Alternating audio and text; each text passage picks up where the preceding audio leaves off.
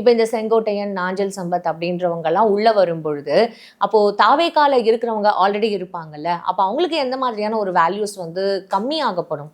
அதெல்லாம் ஒன்றும் ஆகாது.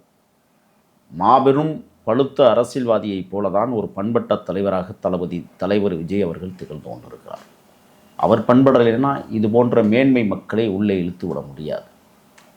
ஒரு அரசியல் ஞானம் அவரிடத்தில் இருக்கிற காரணத்தால் தான் இந்த ஆளுமைகளை அவர் அரவணைத்து செல்லுகிறார். யாருக்கு அரசியல் ஞானம் இருக்குன்னு நீங்க நினைக்கிறீங்க சார்? தலைவர் விஜய்க்கு இருக்குன்னு சொல்றேன். ஏன் உங்களுக்கு சந்தேகமா இருக்கா? ஆளுமை நிறைந்த நடிகராக எப்படி தமிழ்நாட்டு வீதிகளில் வலம் வந்தாரோ அதை போல ஆளுமை ஒரு அரசியல் தலைவராகவும் தலைவர் விஜய் அவர்கள் இன்றைக்கு வலம் வர தொடங்கியிருப்பதின் சான்றுதான் இந்த மாபெரும் இரு அரசியல் புரட்சிகளை மேற்கொண்ட செங்கோட்டையனாரையும் நாஞ்சில் சம்பத்தையும் தன்மையப்படுத்தி கொண்டது. எண்ணற்றவர்கள் காத்திருக்கிறார்கள் தெரியுமா அது உங்களுக்கு?